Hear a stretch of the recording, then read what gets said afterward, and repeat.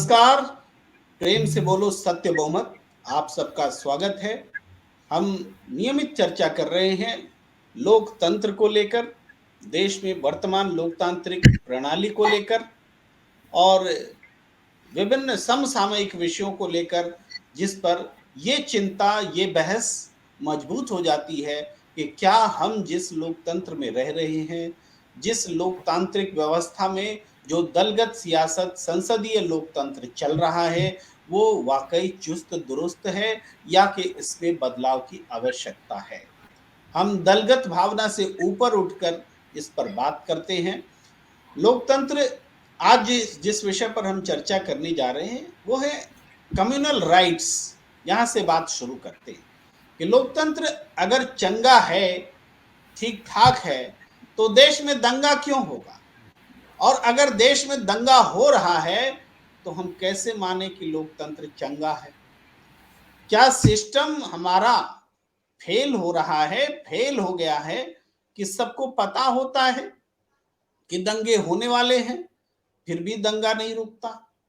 दंगे हो जाते हैं और हमारा सारा सिस्टम फेल साबित होता है। एक बात यह है। और दंगों का संबंध हम अक्सर चुनाव से देखते हैं। लोग धर्म से लगाते हैं, इस धर्म के लोग उस धर्म को, उस धर्म के लोग इस धर्म को। दंगे में एक दूसरे को दोषी ठहराएं, ये बहुत प्रचलन में है। राजनीतिक दल अब धर्म को ओढ़ चुके हैं, इसलिए वो भी किसी धर्म के प्रवक्ता बन करके ये आरोप लगाते हैं। लेकिन वास्तव में दंगा होता कब है?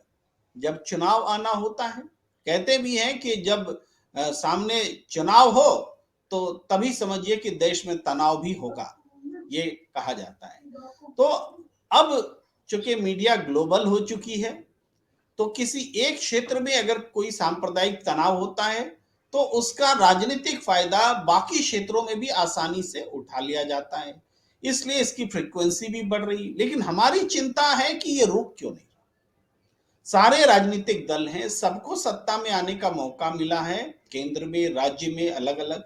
लेकिन फिर भी सिर्फ दंगे की ही बात नहीं, भ्रष्टाचार के मामले में भी यही सवाल उठा सकते हैं, दूसरे मामलों में भी यही सवाल उठा सकते हैं, प्रगति के मामले में उठा सकते हैं, अमीरी गरीबी की खाई के मामले में उठा सकते हैं, बेरोजगारी के मामले में उठा सकते हैं, महंगाई के मामले में उठा सकते हैं। आखिर क्यों ये वर्तमान लोकतांत्रिक व्यवस्था आम जनता के लिए उसका सपोर्ट करने वाली नहीं होकर के उसके खिलाफ खड़ी नजर आती है? इस विषय पर चर्चा करने के लिए हमारे साथ विद्वजनों का पैनल मौजूद है और हम सबका स्वागत करते हैं। हमारे साथ बारी बारी से हम सबको परिचय भी कराएंगे और मैं स्वागत करता हूं, हमारे साथ जुड़े हुए हैं सत्यदेव चौधरी जी। आपका बहुत बहुत स्वागत है और नियमित रूप से रहते हैं हमारे साथ, इस चर्चा में शामिल रहते हैं। हमारे साथ जुड़ रहे हैं शिल्पी चौधरी जी, जुड़ रही हैं, समाजवादी पार्टी की प्रवक्ता, समाज सेविका हैं। आपका बहुत बहुत स्वागत। हमारे साथ फजील अहमद जी हैं, आप इनसे भी परिचित होंगे, नियमित रूप से हमारे साथ और दूसरे लोगों के साथ चर्चाओं में शामिल रहते हैं। और थोड़ी देर में doctor professor A.K. Singh ji भी हमारे साथ जुड़ेंगे और अभी जुड़कर हट चुके हैं स्क्रीन से, मैं उनसे भी आपका परिचय कराऊंगा। सबसे पहले मैं फजील अहमद साहब आपके पास आना चाहता हूँ। फजील जी, हम जो चर्चा कर रहे हैं वो आप अपने आप को अनम्यूट कर लेंगे। वो ये है कि ये जो लोकतांत्रिक व्यवस्था है ये प्रो पीपल नहीं हो पा रही, जबकि पूरा कॉन्सेप्ट ही लोकतंत्र का होता है, जनता के लिए, जनता द्वारा, जनता का शासन। लेकिन ऐसा क्यों है? उल्टा क्यों हो रहा है? हमने सरकारें भी बदल कर देख ली। हम आज मोदी सरकार बदल ले तो ये गारंटी नहीं कि अगली सरकार जो आएगी वो जनता के लिए बहुत प्रो ही हो, या इससे पिछली की सरकार थे उसको भी हमने इसी उम्मीद में बदला था। मोदी सरकार को हम लेकर आए थे कि भाई देश में व्यवस्था बदल जाएगी, विकास हो जाएगा। मूल सवाल यह है। जी फजील। सभी लोगों को मेरा नमस्कार। प्रेम जी, एक विषय बहुत इम्पोर्टेंट है सोचने के लिए कि इंडिया और भारत कई बार राहुल गांधी भी इसको बोले कि इंडिया अलग है और भारत अलग है। हमारे जो मेट्रो सिटीज के रहने वाले लोग हैं वो क्या सोचते हैं और गांव में लोग क्या सोचते हैं। गरीबी और अशिक्षा कुछ सोचने नहीं देती है देश के अंदर। जो लोग गरीब हैं, अशिक्षित हैं, वो सोच नहीं पाते। देखिए, कल आदरणीय मुलायम सिंह यादव जी को पद्म विभूषण से नवाजा गया। यही बीजेपी पार्टी जो थी 30 साल से मुलायम सिंह यादव जी को अपमानित करना, उनका तिरस्कार करना और ये आरोप लगाती थी कि राम भक्तों पर गोली चलाया था मुलायम सिंह यादव जी। और 30 साल से उनके मरने के दिन तक वो इस बोझ को अपनी छाती से लगा करके मर गए। ये राम भक्तों पर गोली चलवाया था। ये भी सही है कि राम भक्तों पर गोली, उस समय कोई सिचुएशन नहीं थी, 10 आदमी मस्जिद पे चढ़े थे, उन्हें प्यार से पुलिस वाले समझा बुझा के भी उतार सकते थे, लेकिन गोली चली और राम भक्त मरे, तो फायदा किसका हुआ? उसके बाद क्या हुआ? अगले साल मस्जिद शहीद हो गई और उसके बाद देश में हजारों दंगे हुए, लाखों लोग मरे और अरबों रुपए की संपत्ति नुकसान हुई और लगातार 6 महीना इस देश में दंगा होता रहा। और 1992 को हमको 10-15 साल लग गया उस दर्द को धीरे धीरे खत्म होने में। लेकिन दंगों की आदत जो है वो खत्म नहीं हुई और मंदिर मस्जिद का जो टीस है देश की जनता के अंदर, चाहे हिंदू हो चाहे मुसलमान हो, दोनों के अंदर वो टीस है एक। तो इसका मतलब कि राम भक्तों पर गोली चलाया, इसका फायदा किसको मिला? बीजेपी को मिला। बीजेपी उसके बाद पूरी सीटें जीत के आ गई। पूरे उत्तर प्रदेश में तो सारी सीट जीत के आ गई थी और पूरे देश में उनको एक लहर चली और बीजेपी मजबूत होकर के आई। और उसके बाद लगातार जिस तरह से देश में रहा, आज पद्म विभूषण का जो अवार्ड दिया गया है बीजेपी के द्वारा, इसका मतलब कि जो इनाम दिया जा रहा है, तो आप मुलायम सिंह यादव को दोषी नहीं मान सकते। यदि दोषी हैं तो भारतीय जनता पार्टी अपने आप को निर्दोष नहीं मान सकती। ये देश में क्या खेल चल रहा है, ये जानना जरूरी है। कौन किससे मिला हुआ है? इतना तो पक्की बात है कि सियासत, इस देश की सियासत के लिए आम आदमी पिस रहा है और हर आदमी ये बात जान रहा है कि राजनीति के चलते हिंदू मुसलमान, आज डिबेट में मैं था एबीपी के न्यूज में, कह रहे कि 2014 के बाद हिंदू जगा इस देश के अंदर। 14 से पहले हिंदू सो रहा था, 14 के बाद हिंदू जगा, और आज भी लोग कह रहे हैं कि हिंदू जगा हुआ है।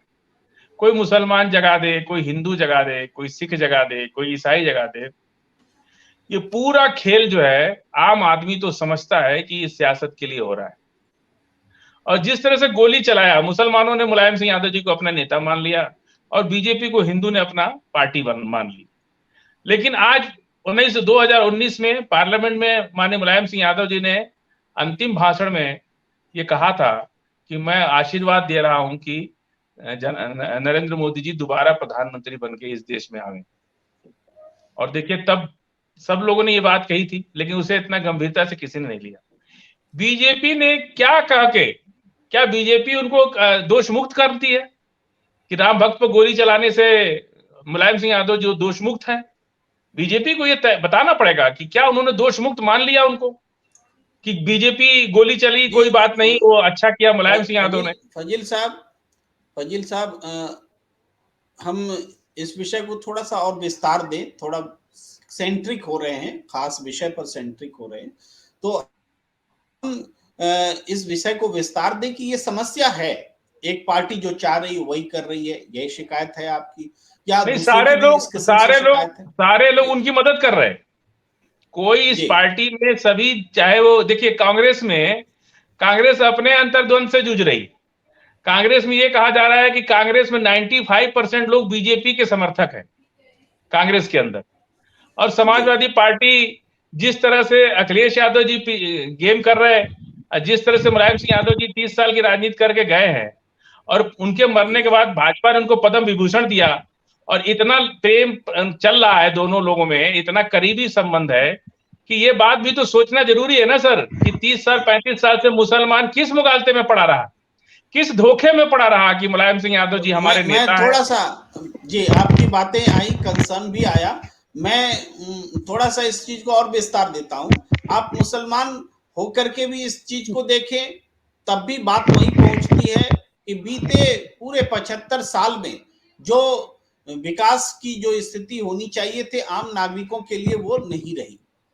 और फिर हम ये भी देखते हैं, हिंदू बन करके भी बात करें तब भी नतीजा वही है, हिंदू बन करके भी बात करें तब भी नतीजे में कोई फर्क नहीं आता। मैं आपके लिए फजील अहमद साहब रिपीट करता हूं कि मुसलमान बन करके भी हम देखें या देखें, 70 साल में भाई आजादी के समय हमारी ग्लोबल इकोनॉमी में हिस्सेदारी 4.7% थी, आज 3% है। सरकारें जो भी रही हो, लेकिन हमने कुछ पाया है ऐसा नहीं लगता।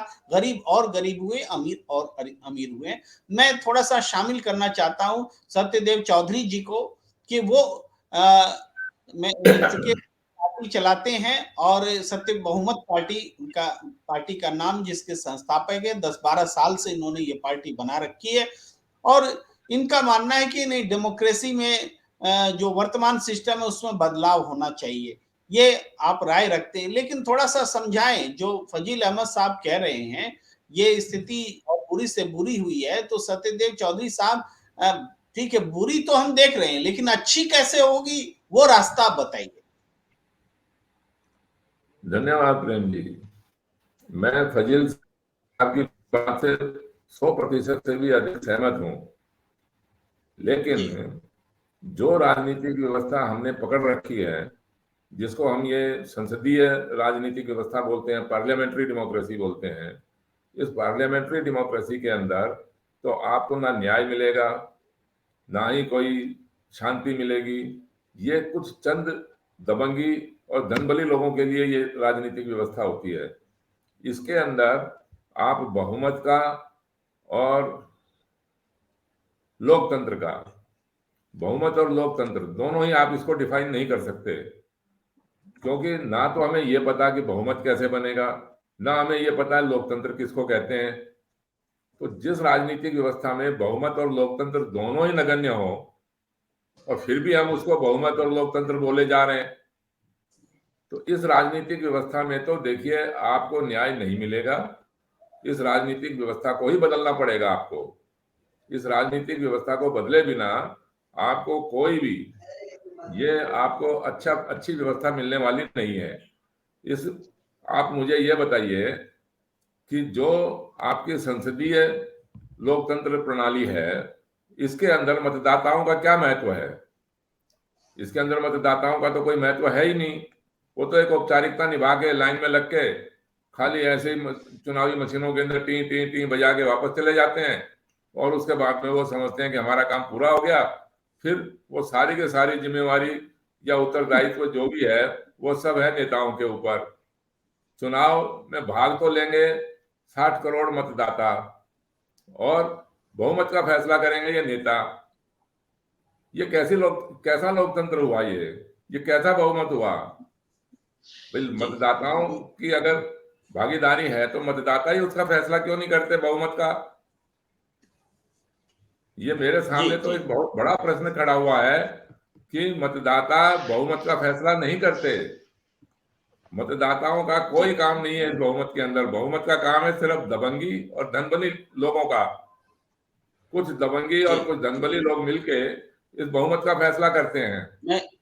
जी, तो चुनाव करवाओ ना करवाओ उससे फर्क पड़ता। मैं आपके पास फिर आऊंगा और थोड़ी और स्पष्टीकरण की भी जरूरत होगी। मैं शिल्पी चौधरी जी के पास आना चाहता हूं। वर्तमान परिस्थिति शिल्पी जी मौजूद है, हमारे सामने है। स्थिति हर क्षेत्र में गिरावट और पतन हमें देखने को मिलता है। राजनीति का स्तर भी गिरा है और हम चाहे जितने दावे कर लें कि हम बहुत अच्छा जीवन जीने लगे हैं, लेकिन सच ये है कि हमें आज भी दवा और डॉक्टर की ज्यादा जरूरत पड़ती है। पहले हमें कम इसकी जरूरत थी और उसको पूरा करने के लिए पैसे भी नहीं होते, ये भी फैक्ट है। तो अभाव में जीना ज्यादा हुआ है और हमें लगता है कि हमारी लोकतांत्रिक व्यवस्था जो है इसमें बड़ी कमी है।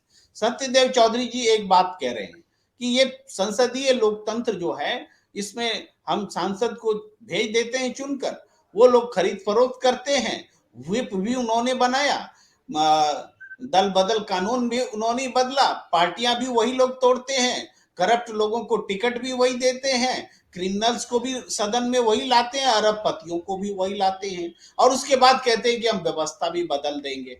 आप क्या इस पे, आपका टेक क्या है? जी शिल्पी जी। देखिए, सत्यदेव चौधरी जी की बातें बड़ी गूढ़ हैं और सत्य हैं, मतलब उससे हम गुरेज नहीं कर सकते, उससे हम इनकार नहीं कर सकते। पूरा जो उन्होंने कहा कि जनता तो जो बिल्कुल कठपुतली की तरह है, ये हकीकत है। सब कुछ, और राजनीतिक पतन सिर्फ नैतिकता का पतन नहीं हुआ है राजनीति में पिछले कुछ सालों में, तकरीबन 10 सालों में जो हम लोग देख रहे हैं, उससे भी पहले से जो राजनीति का पूंजीवाद की जो पूरी इंटरेस्ट एक खुलकर आया कांग्रेस के समय से, तब से राजनीति का पतन होना शुरू हो गया। हालांकि ये हर राजनीति में, हर दौर में रहा होगा, पहले की भी पार्टीज में, पहले के भी दौर में ऐसा रहा होगा, लेकिन अब तो खुलेआम जिस तरीके से पूंजीवादी लोग, पूंजीवादी व्यवस्था पूरी राजनीति को गवर्न कर रही है, लोग सामने नहीं आते हैं, लेकिन आप और हम भी जानते हैं कि इस देश का मालिक अब कौन बन चुका है। सरकारी उपक्रम हमारे हाथों से चले गए हैं, सारी व्यवस्थाएं हमारे हाथों से चली गई हैं, सब कुछ निजीकरण में चला गया है, निजी हाथों में चला गया है।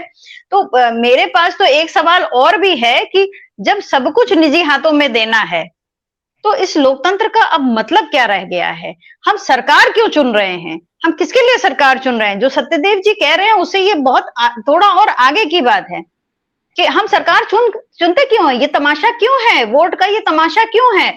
पूरी ये जो जनता है, पूरे ये जो वोटर्स हैं, ये सिर्फ पूंजीवादी व्यवस्था के शिकार हो गए हैं। जिनको अपना बिजनेस चलाना है, औद्योगिक घराने चलाने हैं, जिनको अर्थव्यवस्था पूरी चलानी है, वो कुछ ऐसी कठपुतलियां चुनते हैं जिनको वो नेता के रूप में सामने स्थापित करते हैं, और वो नेता येन केन प्रकारेण राजनीति पे आकर अपना कब्जा करते हैं, बाहुबल से, धन बल से, पशु बल से, वो हर तरह से वो कर रहे हैं। इसमें कहीं भी लोकतंत्र तो बचा ही नहीं है, मूल्यों का हनन हो रहा है हर तरह से, सामाजिक हास है, ये देश का हनन, देश का नुकसान है बहुत बड़ा। फजील अहमद साहब की बात से मैं बड़ी हैरान थी। फजील अहमद साहब ने जो बातें कही, सारा कुछ उन्होंने 1990-92 से शुरू किया और आज तक लेकर आ गए। उनके अनुसार 90-92 से पहले इस देश में कोई दंगे नहीं होते थे, सब कुछ बहुत अच्छा था। सिर्फ इस देश में 90 से बाबरी विध्वंस और मंदिर मस्जिद मामले से हिंदू मुसलमान शुरू हुआ। तो फजील अहमद साहब, शायद मैं गलत हूं, लेकिन आजादी के समय बापू जब शिकार हुए थे और कलकत्ता में फंसे थे, तब भी हिंदू मुस्लिम दंगा था। तो आप इसकी पूरी जिम्मेदारी आपने जिस तरीके से माननीय नेताजी के सर पर दे दी, और जिस तरीके से मैसेज आप दे रहे हैं, मैं जानना चाह रही हूं कि आपका मंतव्य क्या है। आपने कहा कि पूरा भारतीय जनता पार्टी और समाजवादी पार्टी मिली हुई है, अखिलेश क्या कहते हैं? शिल्पी जी, मुझे लगता है कि थोड़ा सा उनका मैसेज समझने में दिक्कत हुई है। मुझे नहीं लगता कि फजील अहमद साहब मुलायम सिंह यादव जी को पूरी तरह से जिम्मेदार ठहरा रहे हों किसी दंगे के। नहीं, ठहराया उन्होंने। नहीं, हमको ही अगर बताने दे तो ज्यादा। हाँ ठीक है, फजील जी से ले लेते हैं एक टिप्पणी। जी देखिए, हम लोग विषय पर आएंगे क्योंकि विषयांतर हो रहे हैं। जी विषय अलग है। जी नहीं, विषय अंतर नहीं है, ये बहुत मजबूत विषय है प्रेम जी। और जो 1991 में मस्जिद पर जो सिंघल साहब 80 आदमी लेके पहुंचे थे, पूरी मुख्यमंत्री थे वो, और मुझे शिल्पी जी का शायद उस वक्त राजनीति में क्या स्टेटस था मुझे नहीं पता, लेकिन पूरी तरह से पूरा लॉकडाउन था यूपी, कहीं से कोई बस नहीं चल सकती थी, ट्रेन नहीं चल सकती थी, कुछ भी नहीं चल सकता था। उसके बावजूद भी 80 आदमी को लेकर, गिन करके 80 आदमी, अशोक सिंघल जो थे वो 80 आदमी को लेकर के उस परिसर के अंदर घुसते हैं, और 5-7 लड़के या 10 लड़के मस्जिद के ऊपर चढ़ जाते। थोड़ा शॉर्ट में बताएंगे फजील। सर शॉर्ट में मत करिए, प्रेम जी इसको समझाने दीजिए, क्योंकि ये विषय आज हमारे टॉपिक। फजील साहब, ये मुझे पता है, मेरे फादर सीएमओ अयोध्या थे उस समय। फजील साहब, मैं भले ही छात्र थी ग्रेजुएशन की, मेरे फादर सीएमओ अयोध्या थे, लेकिन आप जिस तरीके से पूरी जिम्मेदारी सिर्फ एक नेता पर डाल रहे हैं, और आप कह रहे हैं नहीं विषयांतर होगा। मैं नहीं डाला है ना सर, आपने डाला है सर, आपने। 10 आदमी, सुन लीजिए, आपको बुरा लग रहा है जी? 10 आदमी नहीं, बुरा नहीं लग रहा है। सुनिए, 10 आदमी यदि मस्जिद पे चढ़ गए तो उस पर गोली चलाने की जरूरत नहीं थी उस समय।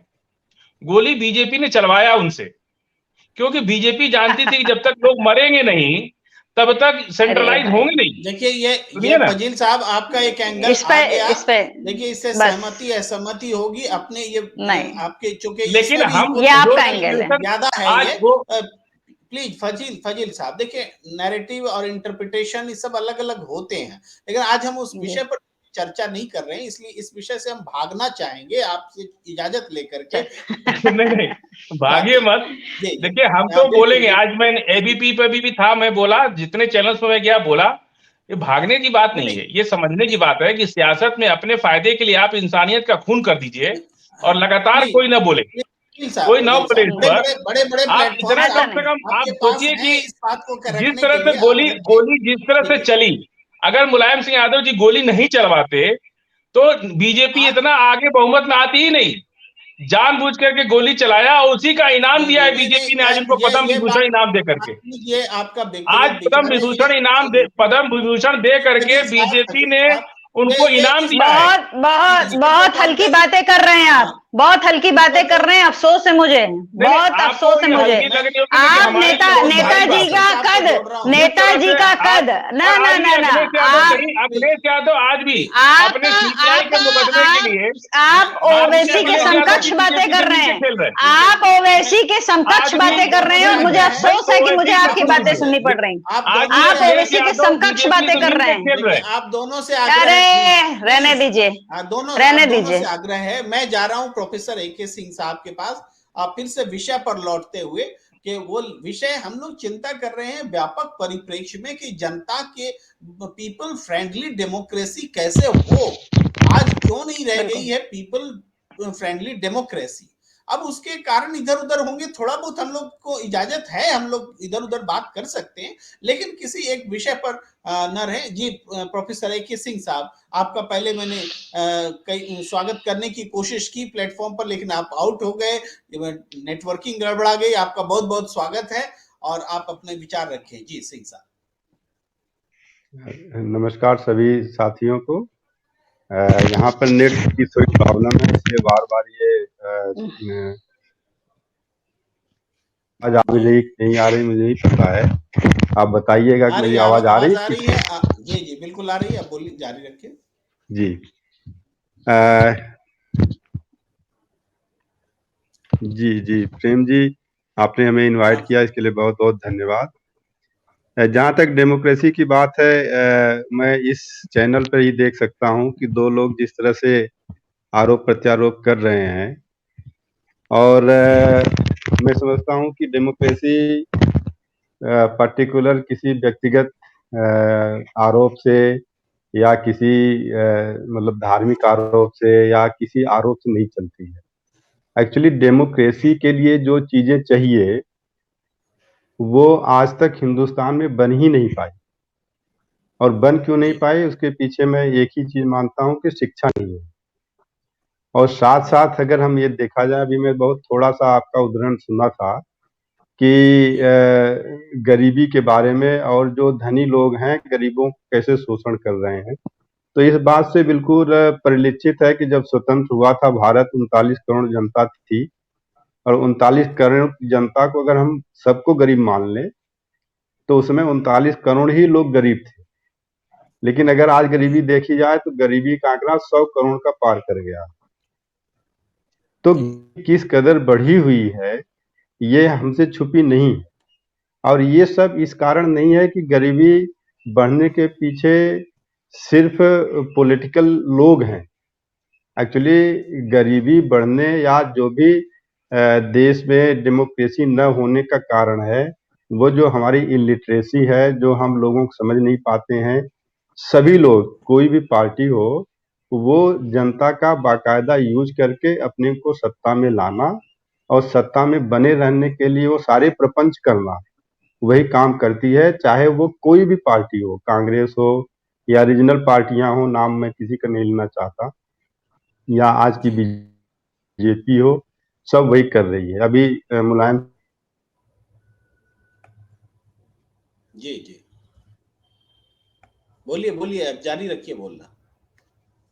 फिर से संपर्क हम बनाएंगे जी। नेटवर्क चला गया, नेटवर्क चला गया है प्रोफेसर साहब से। मैं सत्यदेव चौधरी जी आपके पास आता हूं, लेकिन आपके आने से पहले मैंने एक ग्राफिक्स तैयार कर रखा है, उसको जी दिखाना चाहता हूं, वो थोड़ा सुन लिया जाए जी। जी, हमारी बात आ रही थी सर कि नहीं? एक मिनट। Hello hello.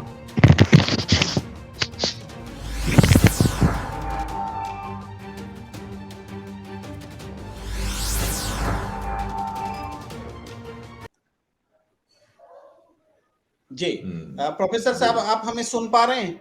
आवाज मेरी आ रही है? हाँ, आपकी आवाज बिल्कुल आ रही है, लेकिन अब जी आपकी आवाज चूंकि तो निरंतरता नहीं है, मैं थोड़ी देर बाद आपके पास आऊंगा। जी, अभी जी जी। आवाज आ रही है। हाँ, मैं सत्यदेव चौधरी जी के पास अब जाना चाहता हूँ, अब फिर दोबारा आऊंगा आपके पास, थोड़ी आवाज भी जी तब जी तक ठीक हो जाए। चौधरी साहब, आप जी हम लोग जिस जी बारे में बात कर रहे हैं, वो दो चार बातें बोलते हुए मैं आपके पास आता हूं। जो आज की हमारी डेमोक्रेसी है, इसमें ये है कि 87% जो है एलिजिबल वोटर्स का, जो 87% है वही दर्ज है। 13% लोग तो वोटर लिस्ट में भी शामिल नहीं है, और 13% लोग का मतलब समझ रहे हैं, 20-25 करोड़ के आसपास फिगर जाएगा, 1.4 अरब में देखें तो ये जो संख्या है, जितने से सरकार बनती है उतनी संख्या तो वोटर लिस्ट में नाम नहीं है। तो ये बात हमारे लिए चौंकाने वाली होनी चाहिए कि आजादी के 75 साल बाद हम वोटर लिस्ट में भी सबको शामिल नहीं कर पाए। चुनाव आयोग कर क्या रहा है? क्यों इतने लोग वोटर लिस्ट से में शामिल नहीं है? एक बात। दूसरी बात कि 18 से 25 साल के जो वोटर हैं वो चुनाव लड़ सकते हैं, लेकिन वोट दे सकते हैं, लेकिन चुनाव नहीं लड़ सकते। दूसरी बात हो गई। तीसरी बात कि जितने लोग वोट देते हैं वो उसका प्रतिशत अगर देखा जाए वो काफी कम है, जो कि बहुत अच्छा प्रतिशत है। वो भी जो जीतने वाली पार्टी को 37% जो वोट मिला है, वो टोटल वोट जितना हुआ उसका 37% मिला है। तो ये सब आंकड़े मिलकर लोकतंत्र की जो वर्तमान व्यवस्था है उस पर एक सवाल खड़ा करते हैं। और दूसरा ये कि हम सांसद को चुनकर भेज देते हैं और सांसद वहां सुपारी लेने लगते हैं कि कौन से सरकार बनाए, कौन सी सरकार गिराएं। इस पर सत्यदेव चौधरी साहब, आपका कमेंट। देखिए प्रेम जी, ये जो हमारी राजनीतिक व्यवस्था है ना, जी इसके अंदर हिंदू मुसलमान से कोई संबंध नहीं है इस बात का। ये तो हिंदू मुसलमान तो जबरदस्ती आपस में लड़ लड़ के अपना भी नुकसान कर रहे हैं और देश का भी नुकसान कर रहे हैं। हमारी राजनीतिक व्यवस्था में आप मुझे बताइए कि बिना मुसलमानों के जब हिंदू वोट, वो हिंदू जीत सकता है चुनाव के अंदर, और इसी प्रकार जब मुसलमान बिना हिंदू के वोट के जीत सकता है, तो ये कैसी राजनीतिक व्यवस्था हुई? ये कैसा लोकतंत्र हुआ जब हम सब लोगों ने मिलकर रहना ही है देश के अंदर, हिंदुओं ने भी, मुसलमानों ने भी, और विभिन्न सभी प्रकार के वर्गों ने और धर्मों ने। तो फिर हम ऐसी व्यवस्था क्यों नहीं बना सकते जिसके अंदर सब प्रकार के लोगों का इसमें योगदान हो, सब प्रकार के धर्मों का, सभी जातियों का, वर्गों का इसके अंदर सम्मिलित हो। ऐसा तो है नहीं। हमारे यहाँ तो ध्रुवीकरण करके और थोड़े से लोगों का वोट लेके आप चुनाव जीत सकते हो, और थोड़े से लोगों का वोट लेके आप सरकार भी बना सकते हो। सच्चाई तो ये है। तो हम इस बात के ऊपर चिंतन क्यों नहीं करते? देखिए, हम किसी समाजवादी से या मुलायम सिंह जी से जो दिवंगत हो गए, उनके बारे में क्या, वो तो हमारे लिए सम्माननीय थे ही। उन्होंने भी अपने जीवन के अंदर संघर्ष किया और समाज को जो उन्होंने योगदान दे सकते थे वो दे के गए। लेकिन इस बहुमत का फैसला और लोकतंत्र का फैसला ये कौन करेगा? जो आज के दिन हम हिंदू बैठे हैं, मुसलमान बैठे हैं, जब हम सब लोगों का समाज है, सब लोगों का देश है, तो हमने खाली एक ये इस पॉइंट के ऊपर बात क्यों करना शुरू कर दिया कि ये जनसंघी है, ये बीजेपी है, ये कांग्रेस है, ये समाजवादी है? ऐसा क्यों है? जब हम सब लोग एक होकर विचार नहीं कर सकते क्या? और उस बिल्कुल, एक विचार करने के लिए आपको एक राजनीतिक व्यवस्था स्वीकार करनी पड़ेगी। जो मैं बार बार यही बात बोलता हूं कि हमारे पास ना तो बहुमत का कोई फैसला है और ना ही लोकतंत्र का। अब लोकतंत्र किसको कहते हैं? थोड़े से दबंगी लोगों ने सरकार बना ली, थोड़े से धनबली लोगों ने सरकार बना ली, उसको हम लोकतंत्र बोल रहे हैं। इसका मतलब तो फिर जो भी ये जितने भी अराजक काम हुए, अराजकता हुई, दंगे हुए या घृणित स्पीच होती हैं, ये भी सारी के सारी लोकतंत्र है। फिर तो मैं कुछ भी बोल सकता हूं, मेरी आजादी है। मैं किसी को भी किसी भी भाषा का प्रयोग करूं, ये भी मेरी आजादी है। ये लोकतंत्र को हमें समझना तो पड़ेगा ना। अभी लोकतंत्र किसको बोलते हैं? और बहुमत का जब तक आप फैसला नहीं करोगे, ये आज का बहुमत में तो मैं आपको कोई भी बात बोलो, आप बोलिए मेरे को कि भाई इस तरीके का चौधरी साहब, वो पॉइंट तो आता नहीं है कहीं। ये आपकी बात को मैं थोड़ा सा और एलिब्रेट करते हुए जाना चाहता हूं फजील अहमद साहब के पास कि जब तक आप बहुमत का फैसला नहीं करोगे, ये बात आप कह रहे हैं, तो ऐसे तो हम लोग जानते हैं कि बहुमत से ही सरकार बनती है, जिनको ज्यादा सीट आती है लोकसभा में वो सरकार बनाते हैं। लेकिन ये भी सच है फजील अहमद साहब, आप भी ध्यान देंगे जो मैं बोलने जा रहा हूं, आपके पास ही आ रहा हूं प्रश्न लेकर, कि ये भी सच है कि 272 का फिगर चाहिए सरकार बनाने के लिए, मगर सरकार बन जाने के बाद वही मैजिक फिगर हो जाता है। कोई सदन से बाहर रह जाता है और कोई वॉकआउट कर जाता है और बहुत कम मतों से ही सरकार फिर कैरी करने लगती है। वहां बहुमत फिर बदल गया। ये कैसा बहुमत है जो कभी 272 होता है और कभी कोई मैजिक फिगर के नाम पर कोई और फिगर होता है? ये भी बात है। दूसरी बात ये है कि हमारे देश में कोई सांसद कई लाख वोटों से जीतता है, कोई सांसद कम वोटों से जीतता है। दोनों सांसद का वैल्यू, वोट वैल्यू अंदर में बराबर होता है, यानी मतदाताओं का कम होता है। कुछ ज्यादातर मतदाता वहां उनका वैल्यू खत्म हो गया और उसके बाद वो मैजिक फिगर आ गया। ऐसा कोई संविधान में लिखी हुई व्यवस्था है नहीं फजील अहमद साहब, ये मैं कह रहा हूं। कोई व्यवस्था लिखी हुई नहीं, ये हमने अडॉप्ट कर ली है। तो ये कैसी व्यवस्था हमने अडॉप्ट कर ली जो वास्तव में जनता को रिप्रेजेंटेशन नहीं दे पा रही है? जी फजील साहब। प्रेम जी, ये जो विषय है ये तो बहुत अलग विषय है। अभी हम लोग बंद कमरे में बैठ करके चर्चा कर रहे हैं, इससे तो काम बनेगा नहीं। 33 नंबर ये चर्चा फजील साहब, ये चर्चा आज मीडिया, ग्लोबल मीडिया के जमाने में हम हैं, ये बंद कमरे की चर्चा पूरी दुनिया में फैलती है, आप भी ये जानते हैं। जी, हम समझ रहे हैं। 33 नंबर पाने वाला क्लास प्रमोट कर जाता है और 32 नंबर पाने वाला क्लास में रह जाता है। मतलब 1 नंबर से कोई ज्यादा अंतर उसकी योग्यता में नहीं है, यानी योग्यता उसकी बहुत महत्व नहीं रखती है। लेकिन 32 नंबर पाने वाला लड़का उसी क्लास में पढ़ेगा और 33 नंबर पाने वाला लड़का अगली क्लास में पढ़ेगा। व्यवस्था तो बहुत सी, ये कहीं ना कहीं तो एक बाउंड्री लाइन बनती है और ये पूरे देश में एक कौन बनाएगा इसको? जो आदमी चुनाव जीतने के लिए दंगा कराए, पैसे बांटे, पैगासस का इस्तेमाल करे, जासूसी करवाए, लोगों को जेल भिजवाए, ईडी और सीबीआई को और अदालतों तक को प्रभावित किए, सुप्रीम कोर्ट के जजेस तक को भी नहीं छोड़ रहे ये लोग। तो आप क्या इनसे उम्मीद कर रहे हैं कि ये आपकी चुनाव सुधार पर बात करेंगे?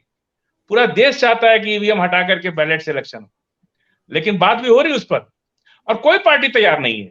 मैं ये नहीं कह रहा हूं कि BJP, Congress, Samajwadi party, RJD, Mamata ji की पार्टी, चंद्रशेखर राव, कोई देश की पार्टी ईवीएम हटाने में तैयार नहीं, उस पर कोई चर्चा नहीं है।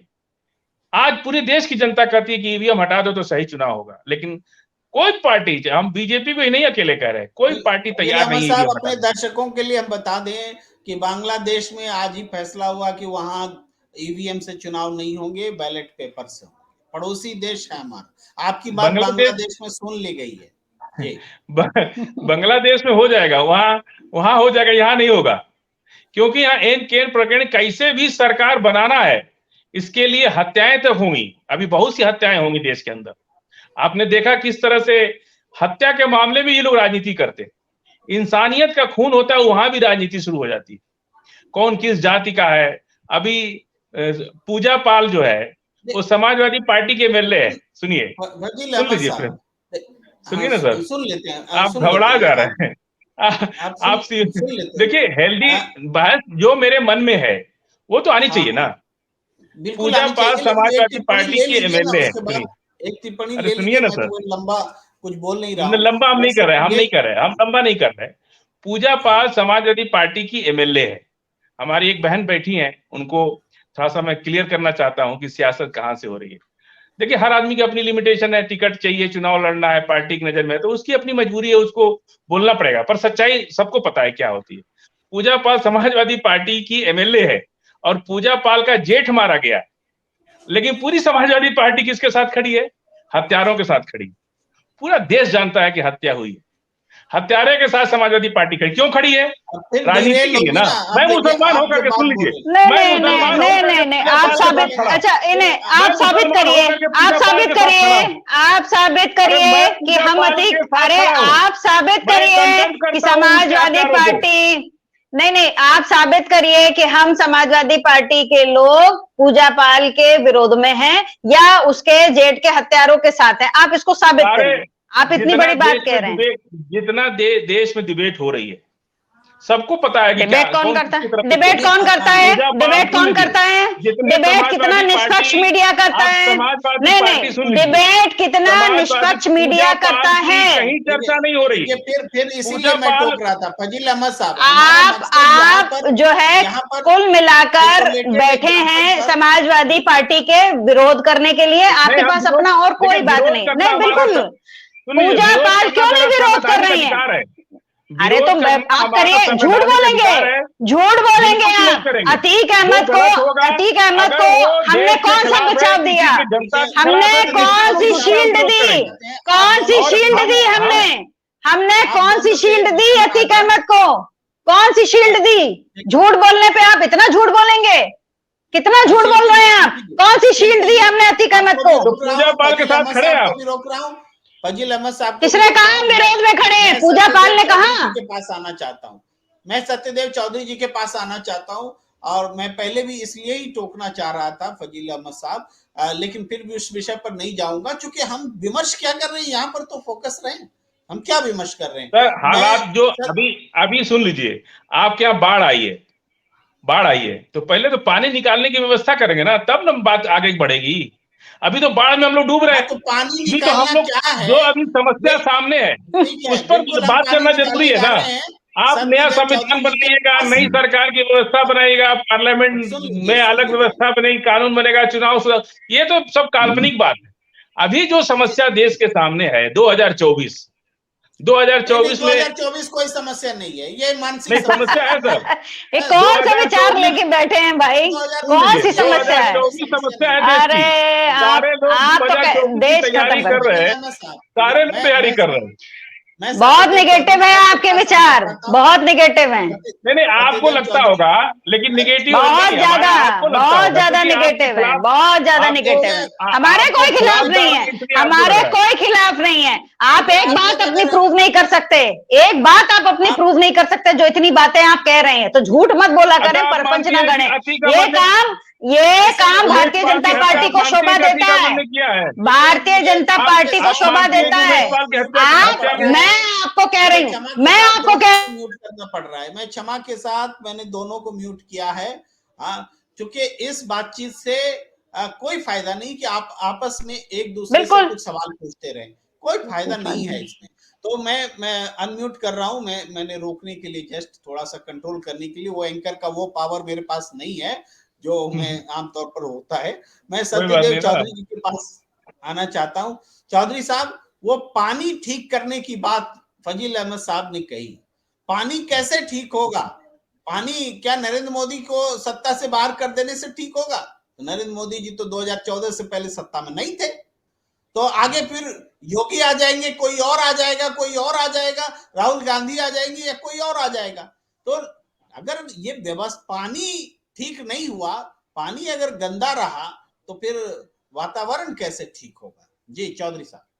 समस्या तो प्रेम जी यही है कि हम लोगों को बहुत आसानी से व्यक्तिगत विषय के ऊपर आ जाते हैं।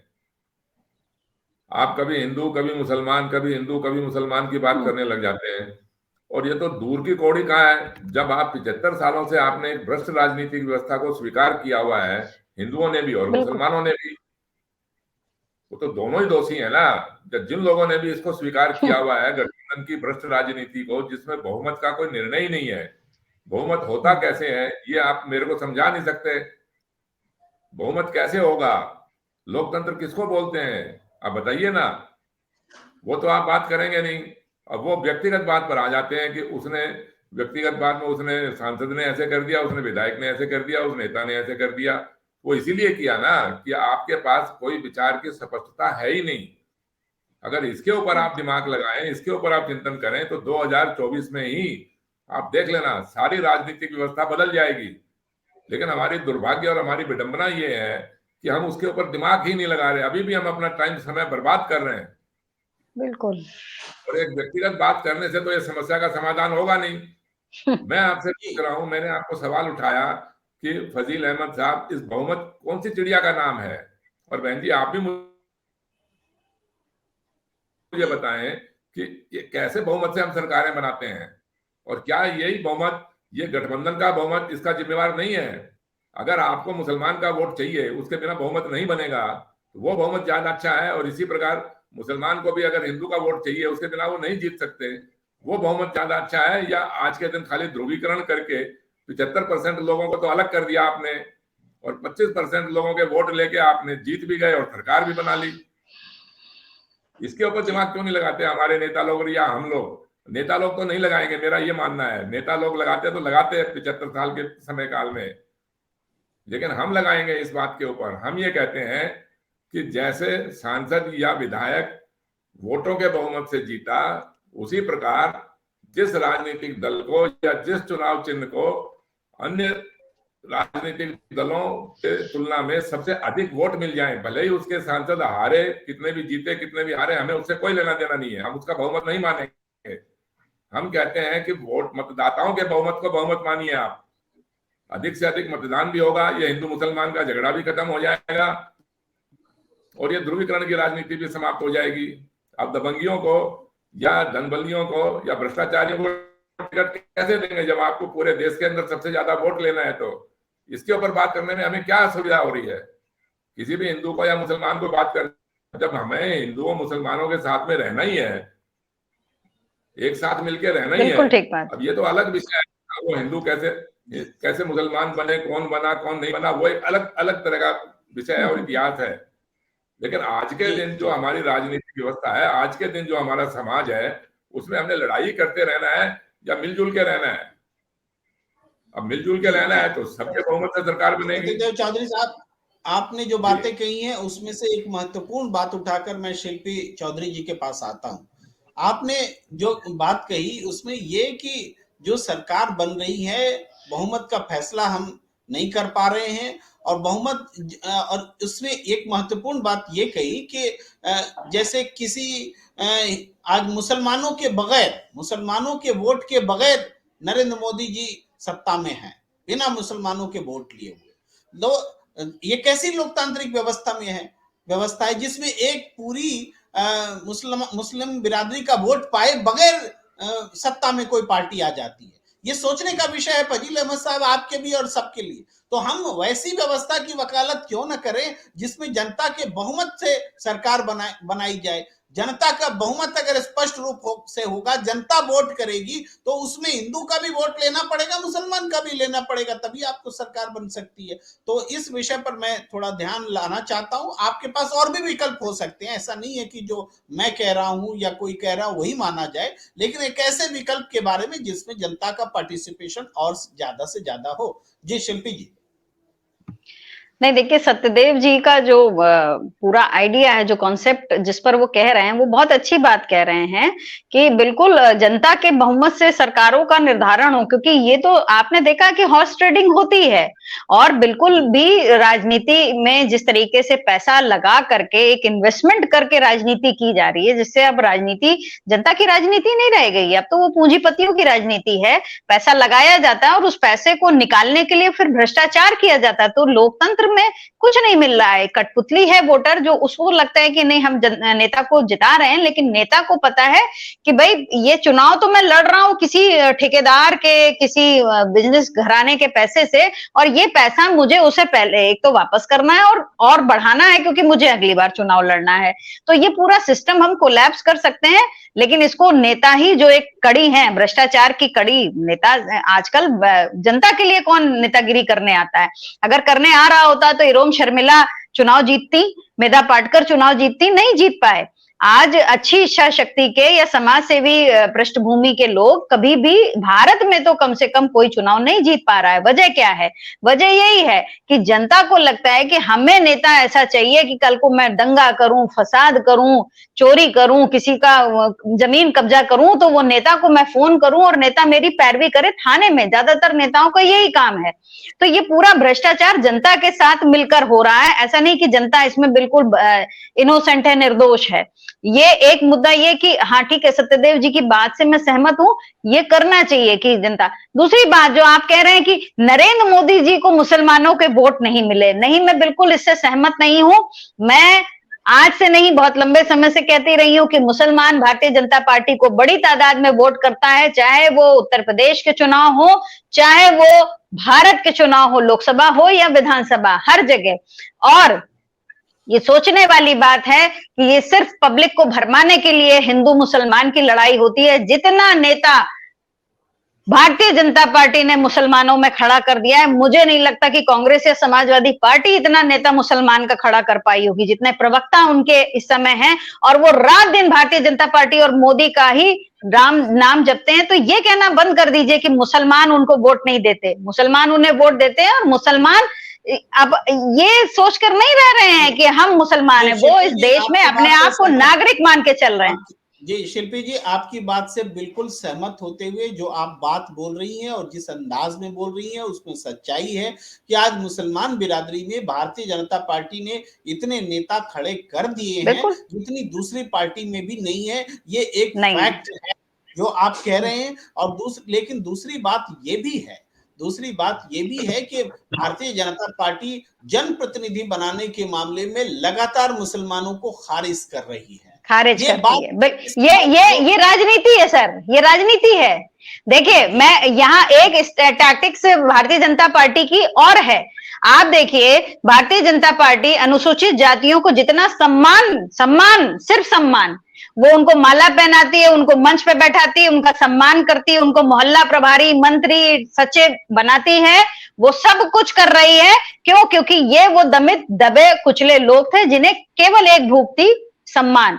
मुसलमानों को आज अपने नेता मिले हैं, लेकिन मुसलमानों की आर्थिक, शैक्षिक, सामाजिक स्थिति में कोई बदलाव नहीं हुआ है। लेकिन हाँ, उन्हें बस एक चीज की खुशी बहुत है कि देखिए, मुझे तो समाजवादी पार्टी ने पद नहीं दिया था, मुझे तो कांग्रेस ने पद नहीं दिया था, लेकिन देखिए दानिश अंसारी साहब हमारे मंत्री बन गए हैं और वसीम रिजवी साहब हमको पूछते हैं। तो ये जो एक पूछना जैसा शब्द है, ये दलितों को भी बड़ा अट्रैक्ट किया है, ये मुसलमानों को भी बड़ा अट्रैक्ट किया है, और हम इस व्यवस्था में फेल हुए हैं। बाकी पार्टियां तो मुसलमानों को वो कुछ नहीं देंगे, दलितों को वो कुछ नहीं देंगे, मगर बस इतना देंगे, एक रिप्रेजेंटेशन, वो भी फर्जी, लेकिन देंगे, और वो दे रहे हैं, और वो इसमें सक्सेसफुल हैं। ये उनकी बहुत बड़ी रणनीति है जिसमें वो कामयाब हैं।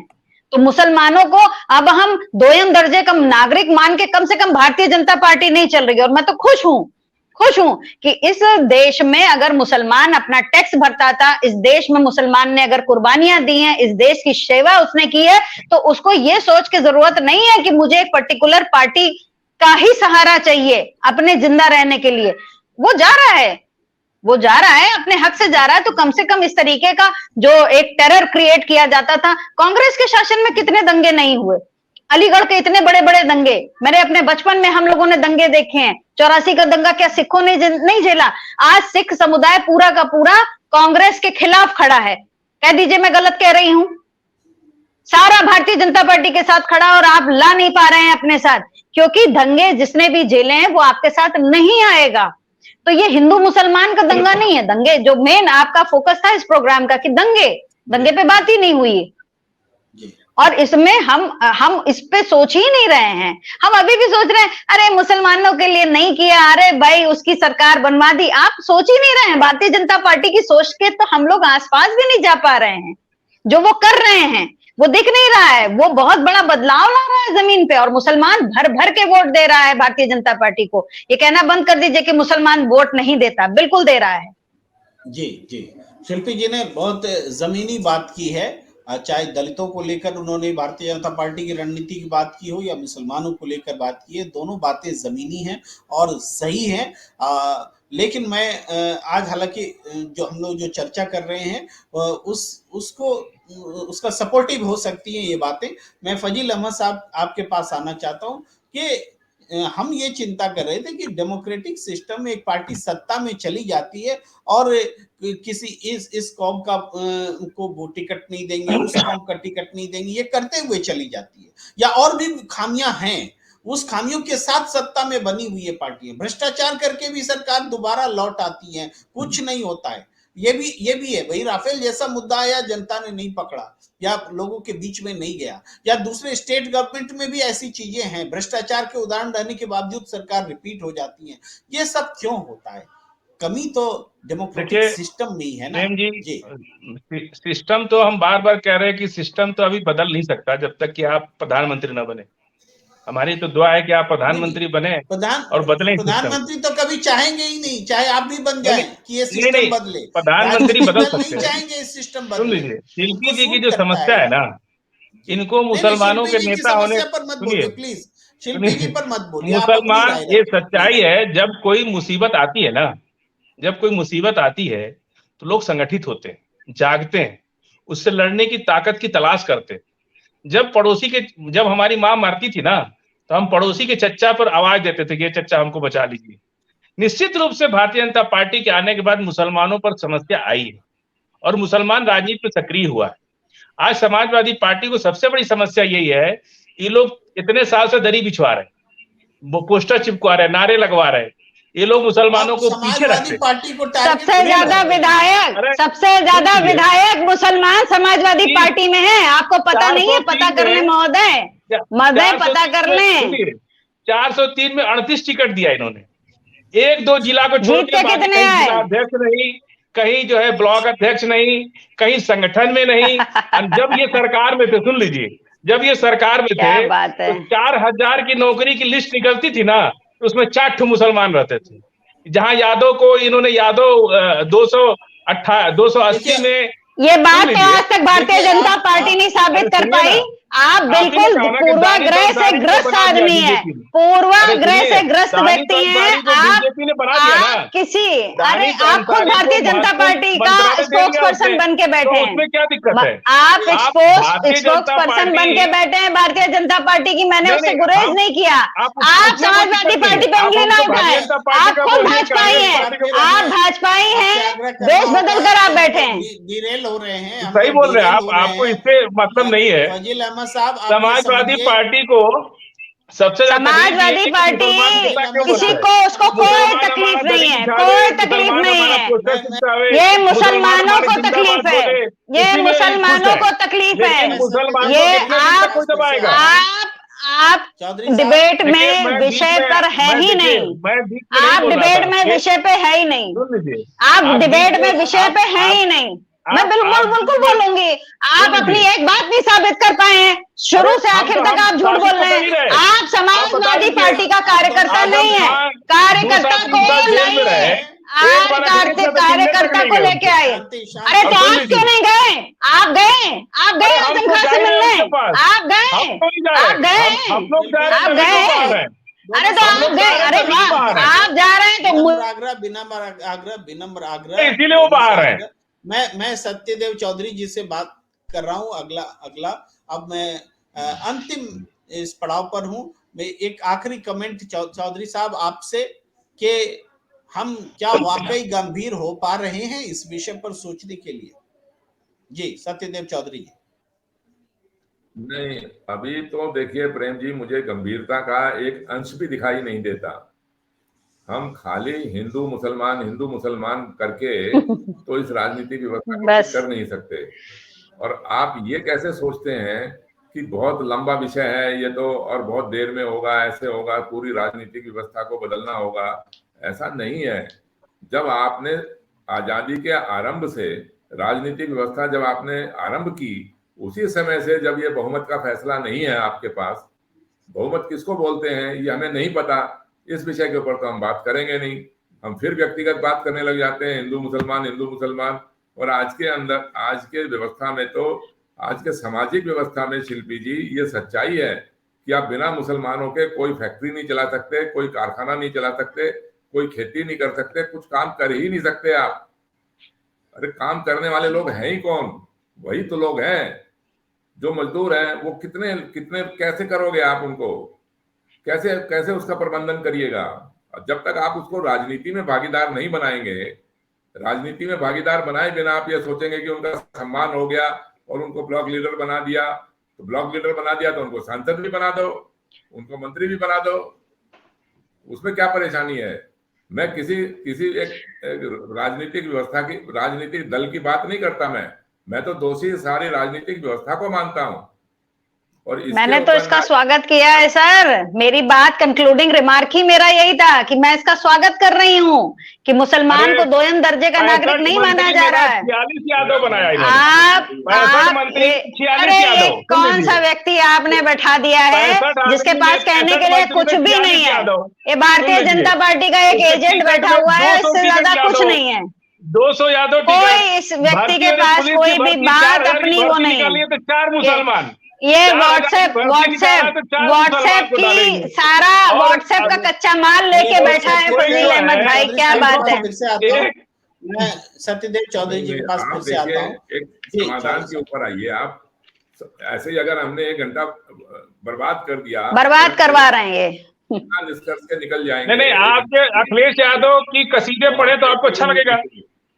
व्यक्तिगत ना होइए फजील अहमद, व्यक्तिगत ना होइए, नहीं व्यक्तिगत ना होइए, वरना मैं बहुत शांति से बैठी हूँ। व्यक्तिगत हो रहे हैं आपके अब्बा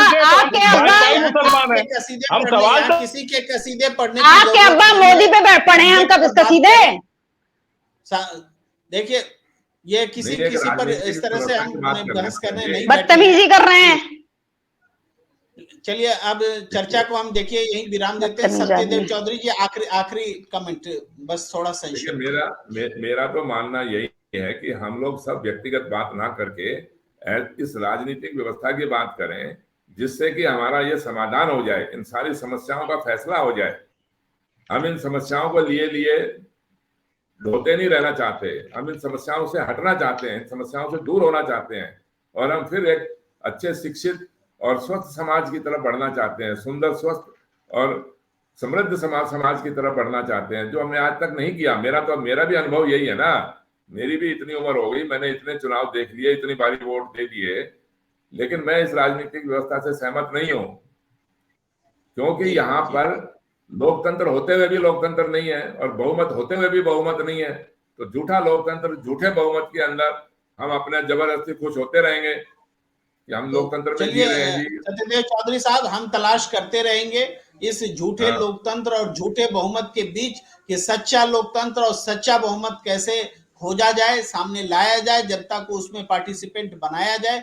इसी नोट के साथ आज की डिबेट को, चर्चा को खत्म करने की इजाजत दी जाए। आप सबका बहुत बहुत आभार, सत्यदेव चौधरी जी, फजील अहमद साहब, चौधरी जी, सबका। और हमारे साथ डॉक्टर AK सिंह भी जुड़े हुए थे। आप तमाम दर्शकों का भी बहुत बहुत धन्यवाद। हमें दीजिए इजाजत, हम मिलते रहे।